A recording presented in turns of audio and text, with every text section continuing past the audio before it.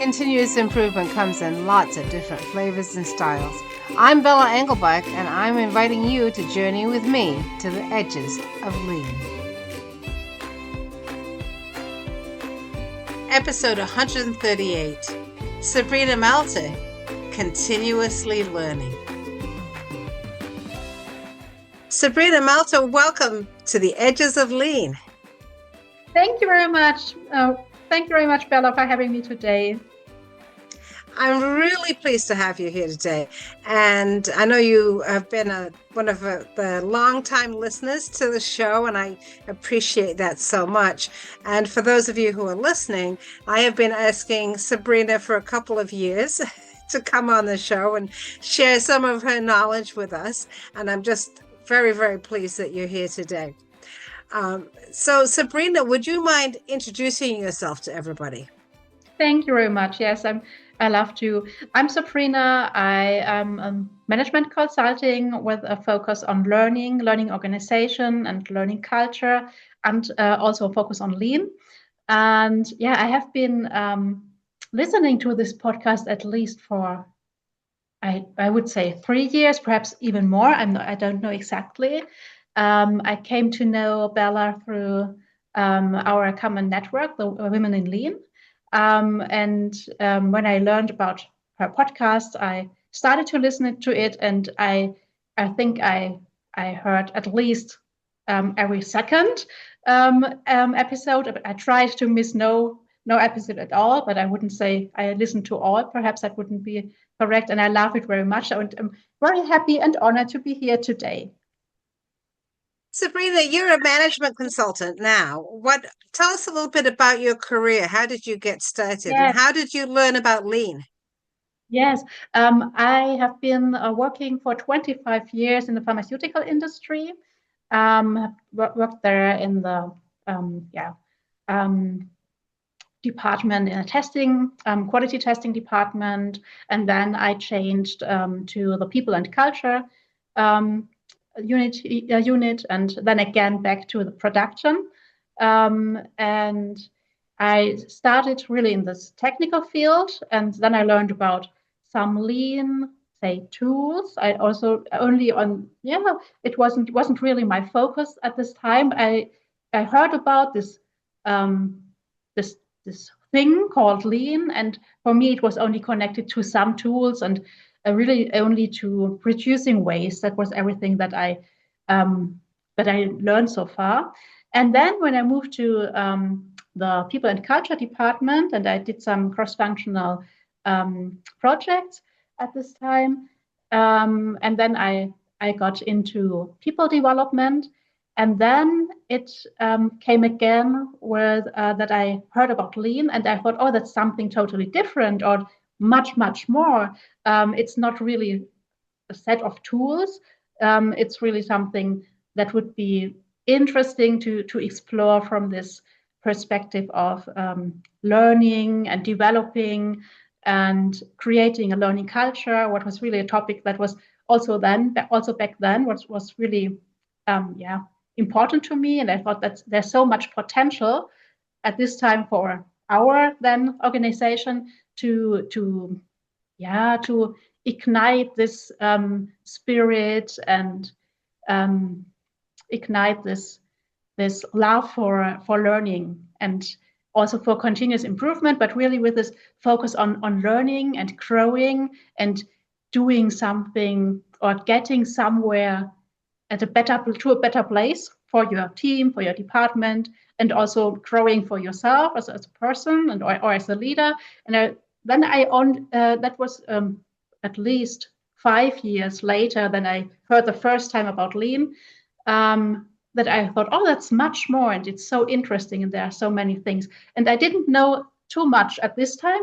That I learned, for example, about what I love now very much. Kata coaching was, again, say 5 years later, when I was back in production. And then we had a wonderful colleague there who knew about kata coaching. I didn't.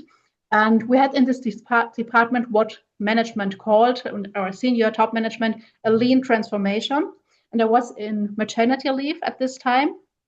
And I was a little bit hungry for information what's going on at work. And so I always checked it wasn't at the end of a longer time, maternity leave. And then I was checking my emails and had some presentations, some slide decks.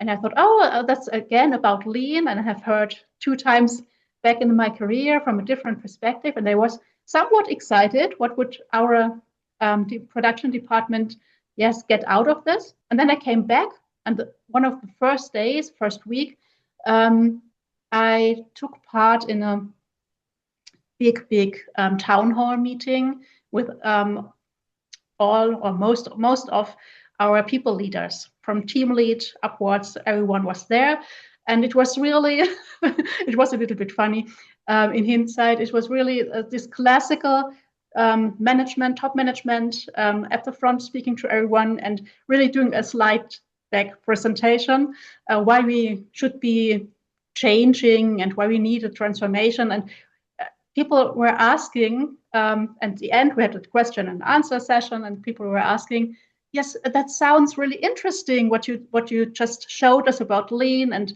lean leadership. It was really some basic information there on the slides, but how could I, as a team lead, someone was asking, how could I bring that into practice?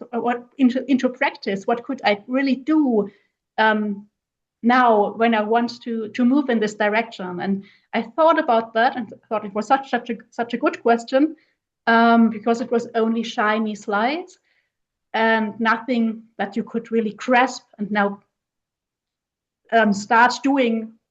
And I thought a little bit about that, and then I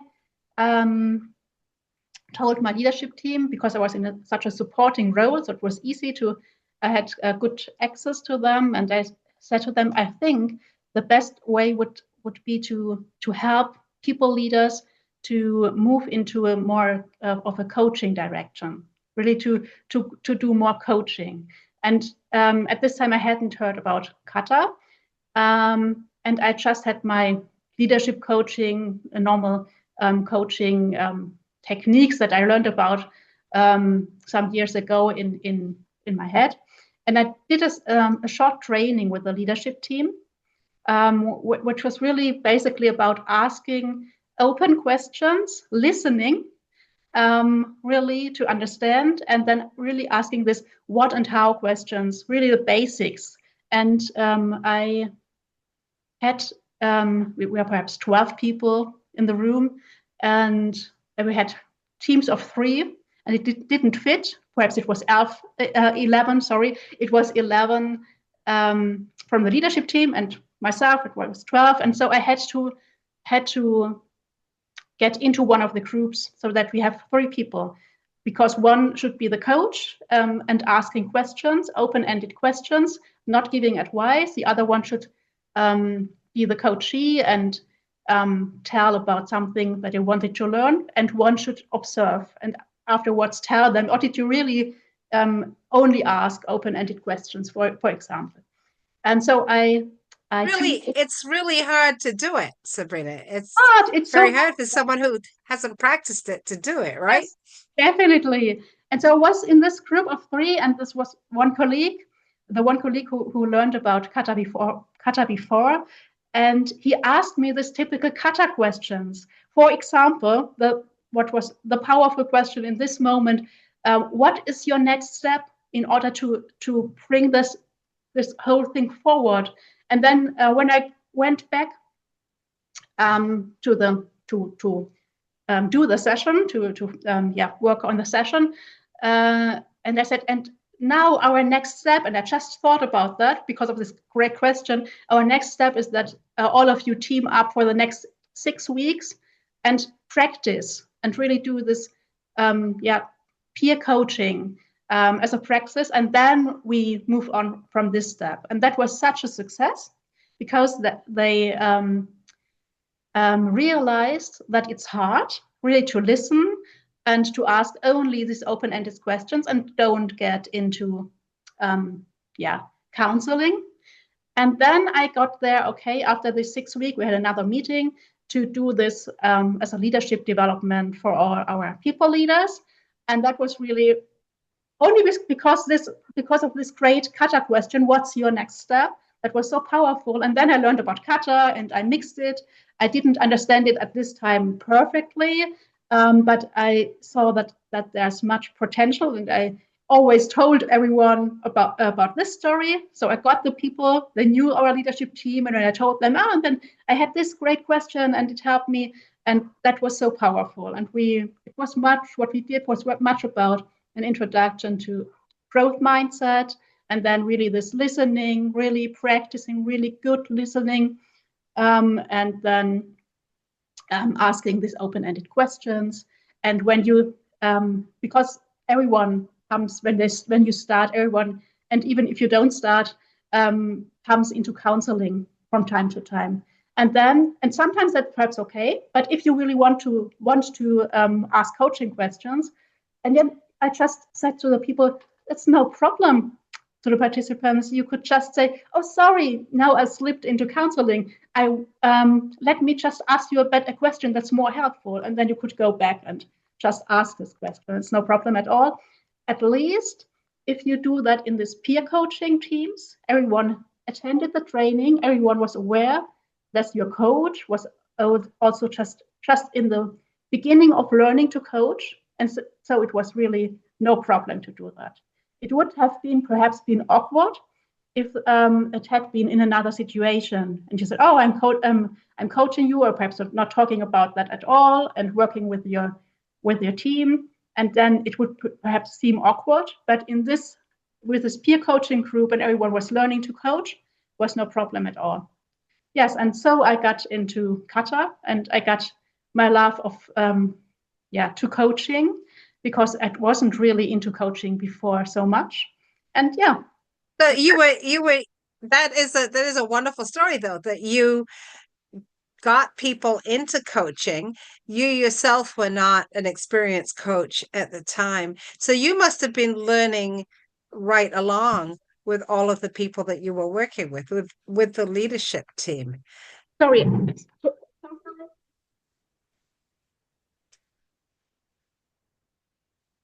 Sorry. Now I'm back. Could you repeat your question, please? Yes, of course. Of course. So I was saying I really like this story because I think it's sometimes typical of what happens when we're just a little bit out in front of the people that we're trying to help, right? And in your case, just a step or two out in front.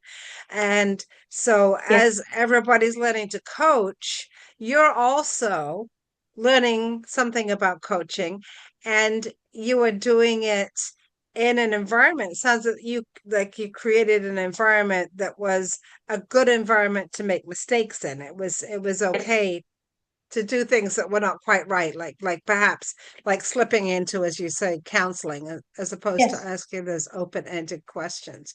Yes.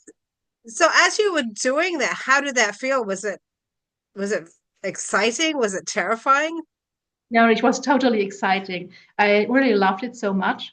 And because I could apply what I've learned, because I was only I think only one step before them, I could apply immediately what I have learned to what I was teaching in the class or to my own coaching. I could apply it directly.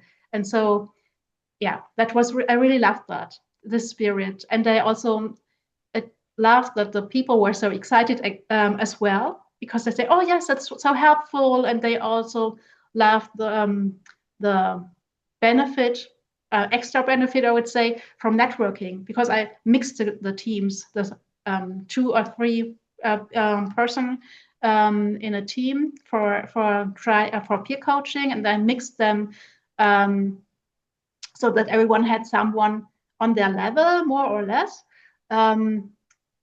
but from totally different departments, and they really loved that. And it was exciting. And I know that people, and that's around 10 years ago now, some people are still meeting and continuing coaching, or to keep continuing supporting each other. So that really created something nice. Yeah. Oh, that's beautiful. That is Yeah. really beautiful. Yeah. And as that was going to be my next question then was, well, what happened afterwards? So you had these leadership team members that you were essentially training to coach. The next step then, I think, would be to have them go and work with their own teams. So how did Yes. that work out for them? I what's the word? I didn't press them at all. It was more the other way around. I said, oh, perhaps it's better to really get more experience in peer-to-peer coaching, perhaps also with someone else, so that you could change the teams, so that it comes more natural to you. Because I saw from some coaching sessions that I witnessed that it's when the coach wasn't confident what they are doing, that wasn't good for the relationship between employee and leader. In this special case, it could be something else in another company culture. But if the culture and what people are used to is very hierarchical, then and then the people leader is starting to coach. That's something perhaps a little bit new and perhaps for someone disturbing because it's not what you're used to. And if you, in addition, feel that your leader is unsure, perhaps what they are doing, then it feels awkward. It feels, and perhaps it's too awkward for some people. And so I said, I think it would be helpful to practice it first, that you are somewhat confident what you are doing and that it comes somewhat natural to you, and not that you also always have to think, oh, I have to think for a good question. In this peer coaching, it was totally okay. But in the normal conversation with the employees, it was perhaps not ideal. And so I said, wait a little bit and rather practice, and only then use it with your employees. So it was more saying, oh, not too fast. I wasn't pressing them at all. And what else I did, and I think that was helpful, I set up something that I called coaching community of practice. And we had some meetings every few months, and we could discuss what's important. I could give them some more some more inspiration about coaching and about good coaching questions, because it was still the same. I was also learning, and I learned something new from a podcast, for example, or from someone I was working with. And I thought, oh yes, that would be something for everyone else to know as well. And so I directly set up something and teach directly what I have just learned. So that So, was, and you were always, so there you were always one step ahead, or yes, exactly. I was then always only one step ahead. I also only one step, only only one, one because step. I gave everything directly to them. I think that's, well, quite nice. And for me, it was very helpful for my own learning, because when you learn something, perhaps you would say, oh, yes, that's interesting, but you forget it. Or that could be helpful, but you forget it. But when you say, oh, that's interesting, and it would be helpful for someone else, and I teach it directly, I directly set up um, community of practice meeting and teach what I've just learned. And then as we all know, the learning gets much deeper and you don't forget it. And so it was really helpful for me. Yeah. So you quickly came to, it sounds like, moving from the value of coaching and just asking those open-ended questions, which really do help people start to think more deeply about the problems they have in front of them and what they might do about those problems, to really, that nugget that makes it so valuable, which is that with every little experimental cycle, you learn something. And it's Yes. so easy for us. It is so easy for us to skip over the learning, right? And want to move to what is my next step, without really thinking through what the learning is. And for you, that's what I think has really become part of who Sabrina is, and what Sabrina's message is to everybody else is about that learning. I'd love it if you could talk a little bit more about that and tell us about your book and or just go ahead and talk about learning. Yes, thank you. Yes, that's true, Bella. It's really something, this willingness to bring learning to everything I do. That's something that came to me during my career, and is perhaps especially during this time, because I was so eager to learn something new, and it was so exciting. And so it's really bringing learning to life. Perhaps would it be in English? That's it in German. I don't know, can you see it? It's learning and living. So it's, but Learning and living. you can't translate it directly, and it would be bringing learning to life and learning in everything you do, something like that. This combination, it's two meanings, and to bring it to life and to do it in learn in everything you do. And this title, my sister inspired me to this title. She said, "Oh, wouldn't that be a nice title?" And I said, "Yes, exactly. That is it."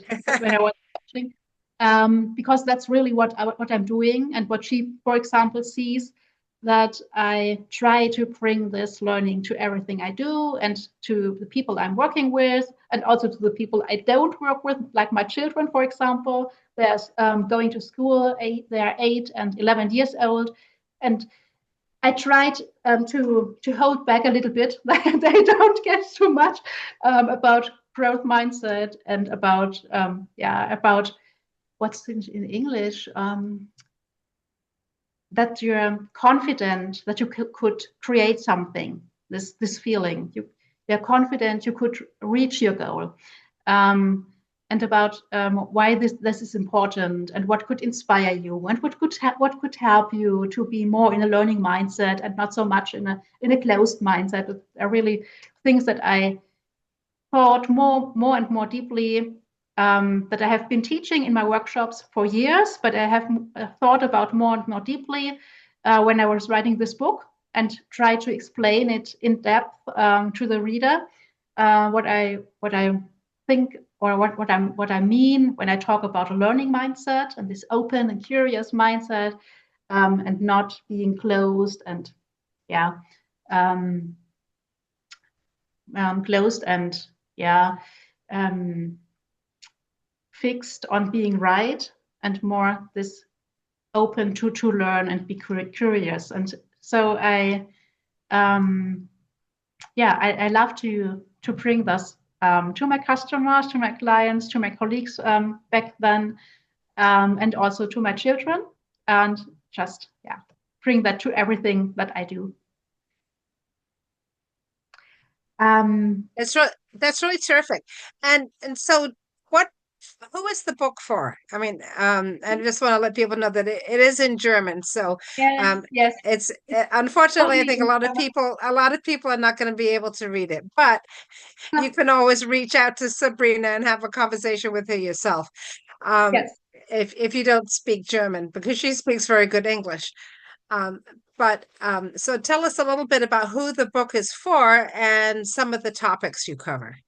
Yes, the book is for people leaders and for change agents. So for everyone, it's not a formal role, but for everyone who really wants to create change in their organization. Not only change towards a lean organization or a learning organization, but to everyone.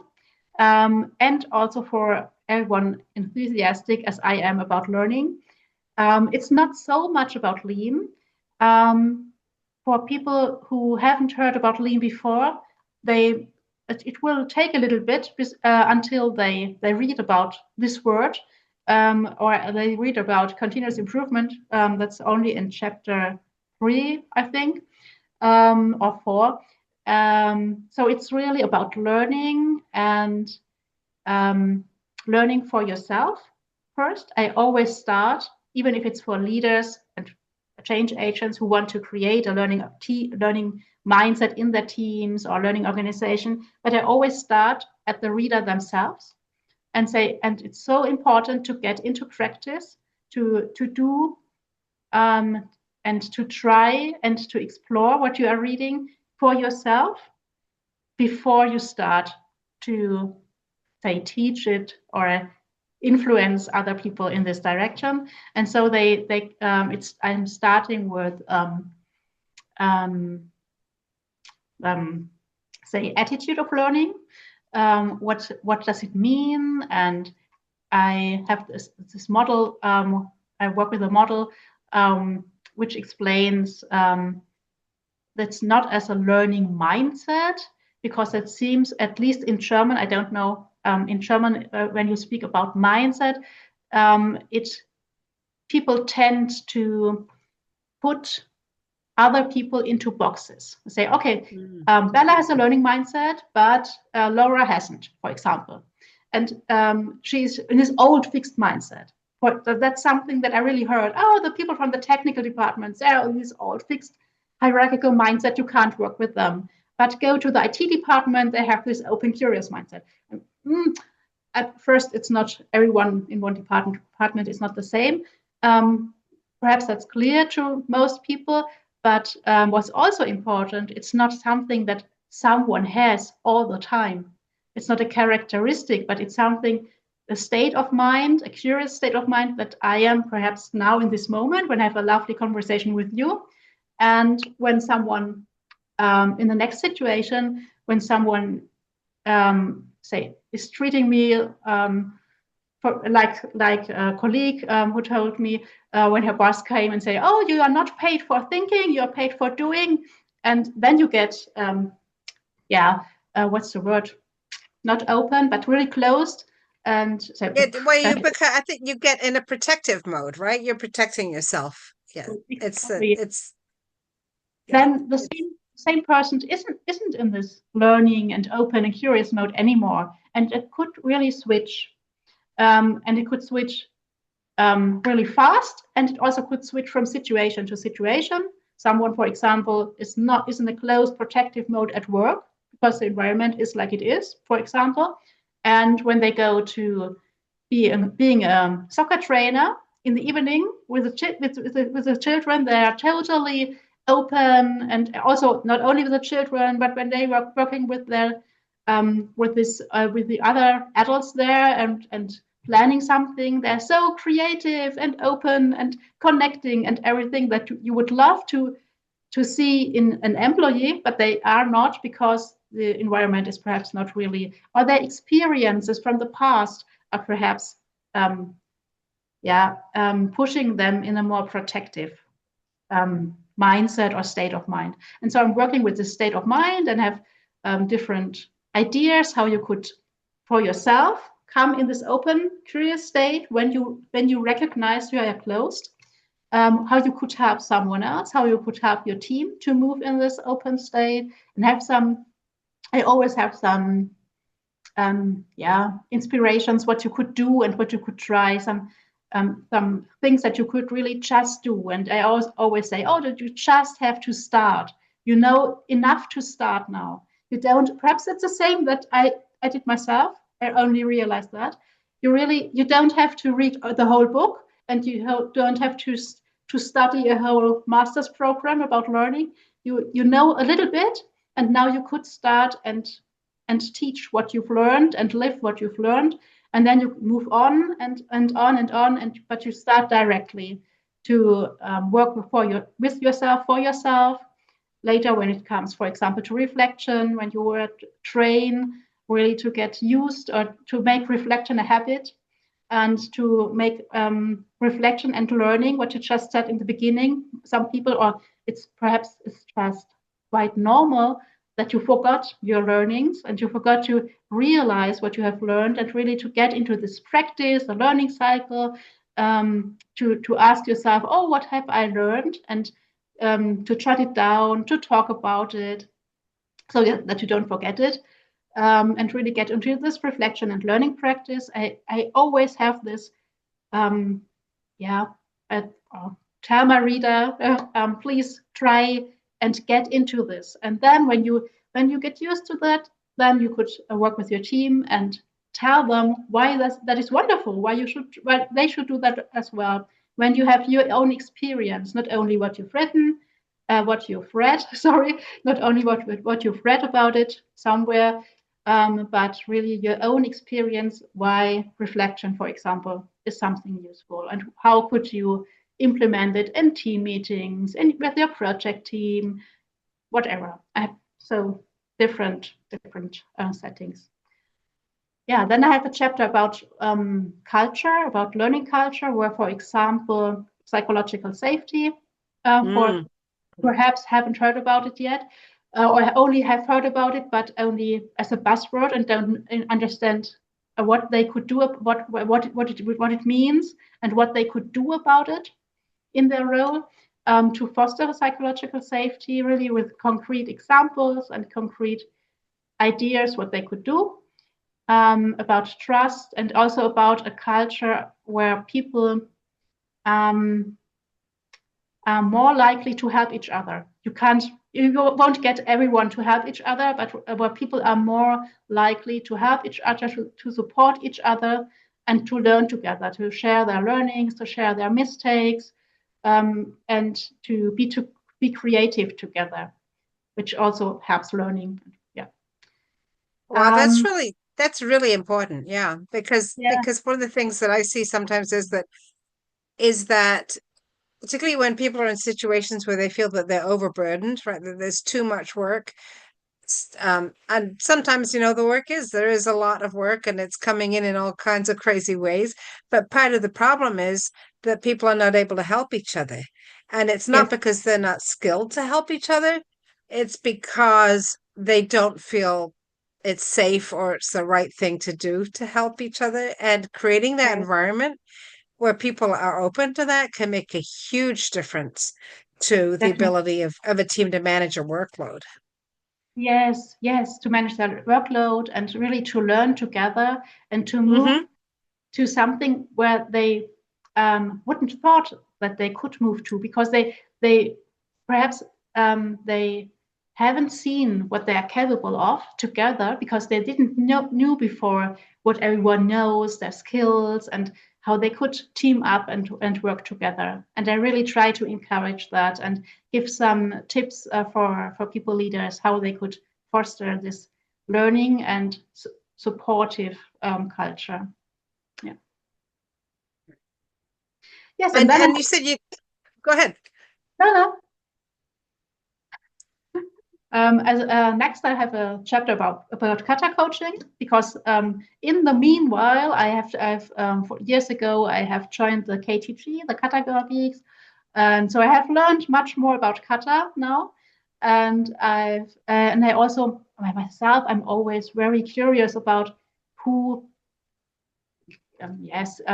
who developed an approach, and why did they develop this approach, and what were the questions that triggered the research, and so on. That's really something that's always very interesting for me. And I really wanted to write a practical guide and not research summary. But I thought for people who are perhaps, as I am, very interested, why the researchers went into this direction. I also, with every concept, also with psychological safety and with kata and with reflection, I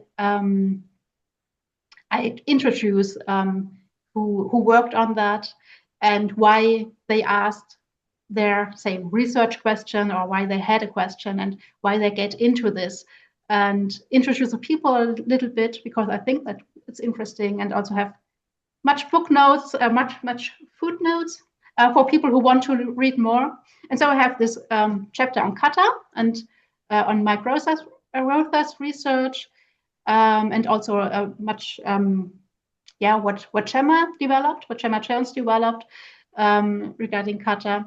And then I have another chapter on change, how you could apply all what you have learned so far about the learning cycle, about learning culture, learning attitude, when it comes to managing or leading change in an organization, and why it's helpful to put the people in the center of your thinking, and help them really to learn new habits, for example, to learn what they could change and how they could change, and get into that and design new habits that they get easy to change, that they get easy to apply. And yeah, so really change as a learning, from a learning perspective. I think that's really interesting and so helpful, because you make change much easier. So when you look at it for the people, and also more likely to be successful, when you look how could you make it easier, and how could you apply knowledge about learning in your design for your change.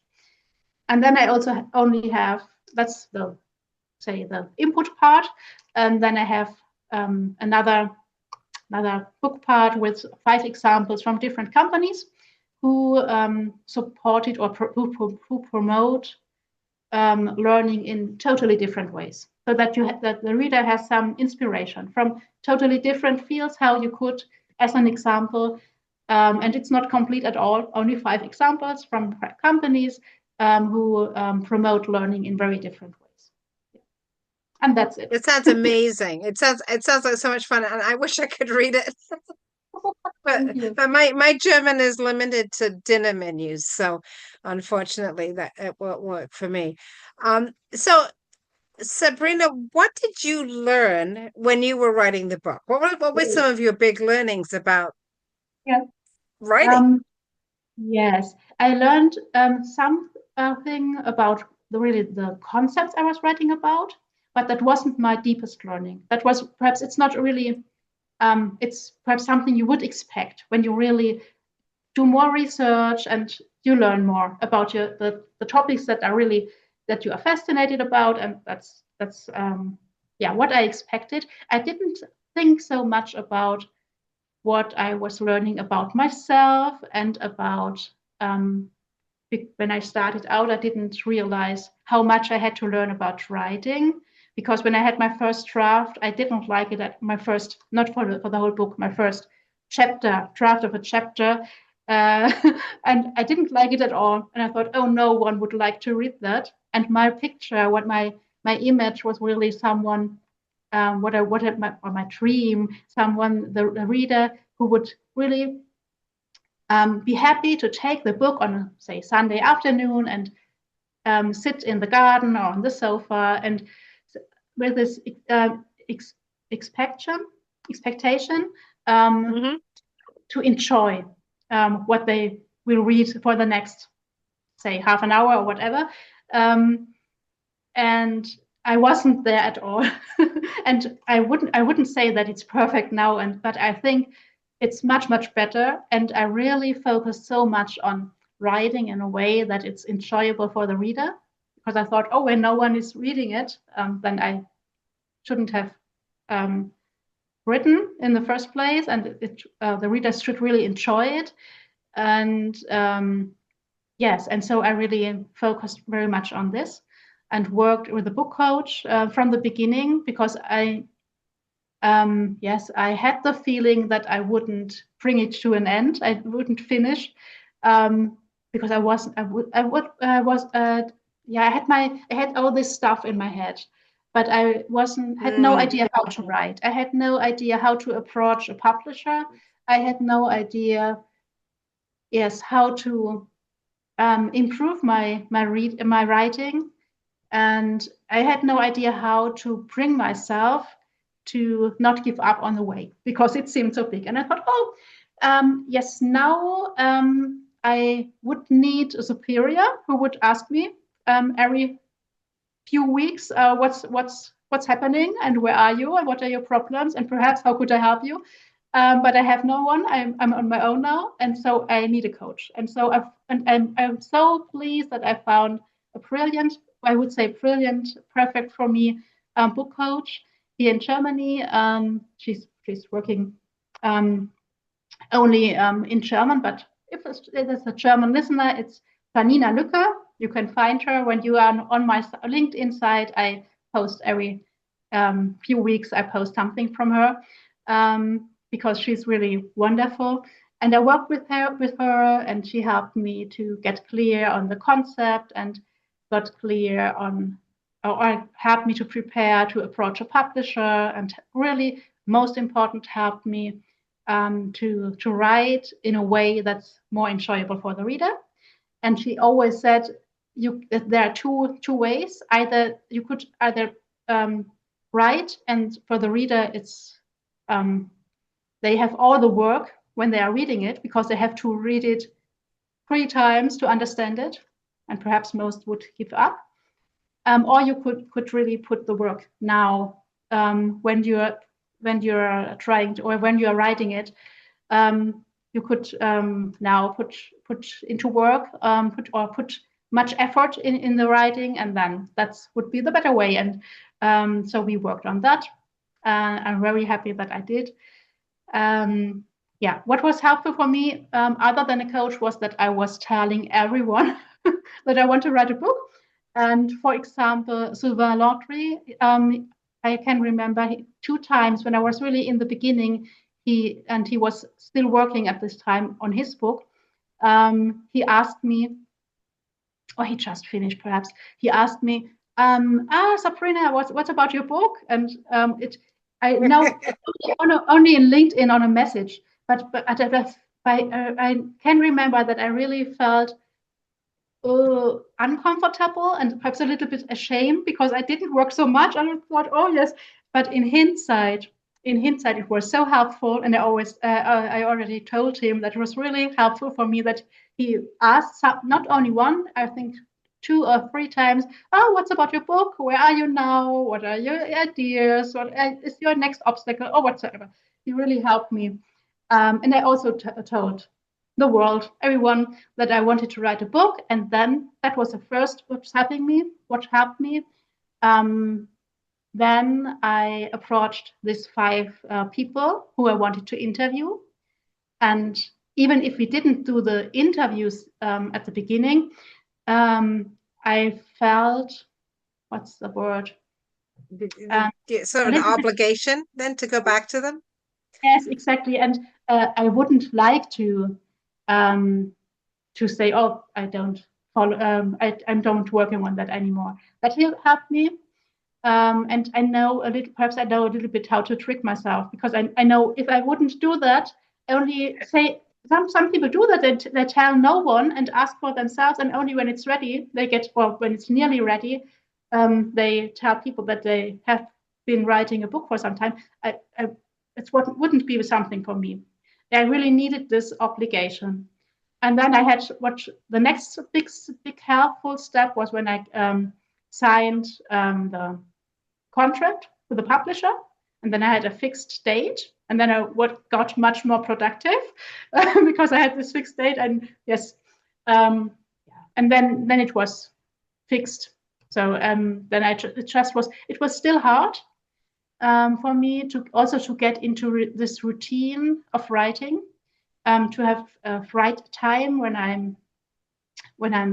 because I have the 2 children, and I also was in the process of building my business, and there was so much so many things, and so I really needed a good routine to concentrate on writing. That was another big obstacle, but when I got that, it got more and more. It got easier.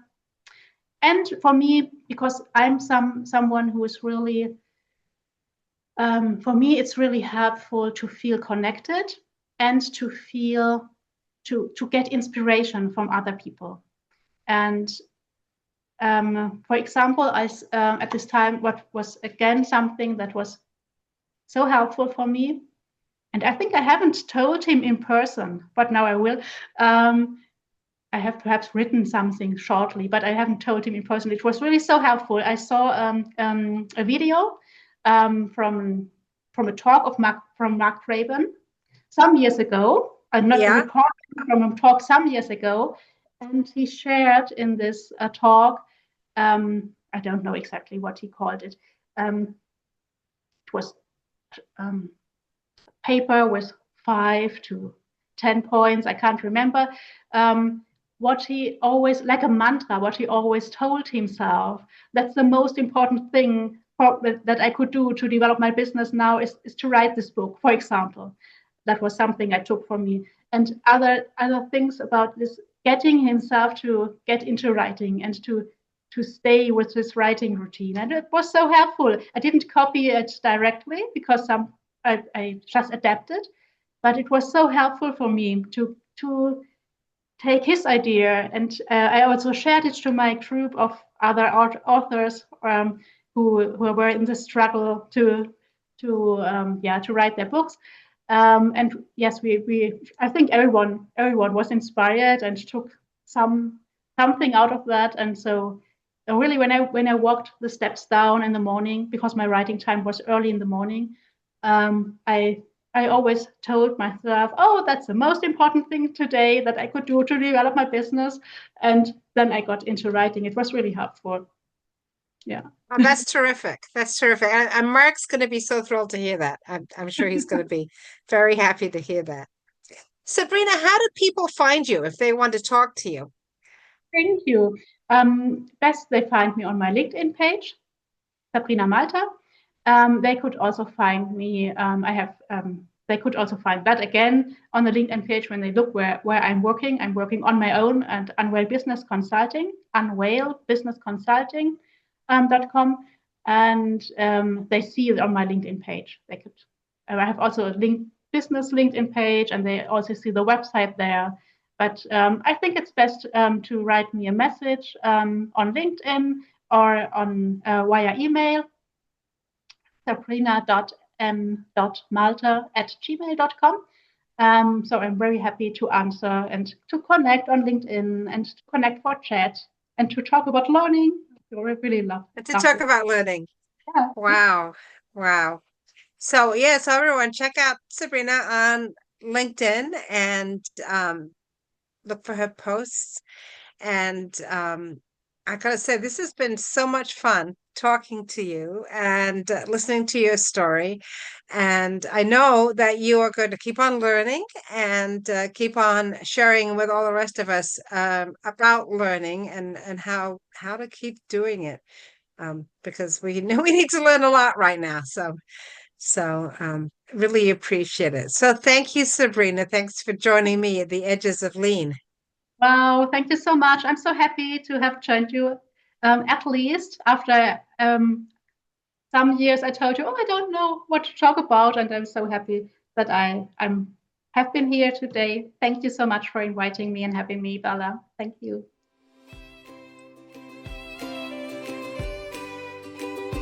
This is Bella Engelbuck, and I would like to thank Sabrina Malter for joining me at the Ages of Lean. What did you learn from this conversation, which was all about learning? What ideas did it spark? We would love to hear from you. Find Sabrina on LinkedIn or at unveil-businessconsulting.com. Please find me on LinkedIn or at leanforhumans.com. Subscribe to the Edges of Lean. There's a lot to learn. The Edges of Lean is written and produced by Bella Engelbach. This is a Lean for Humans production.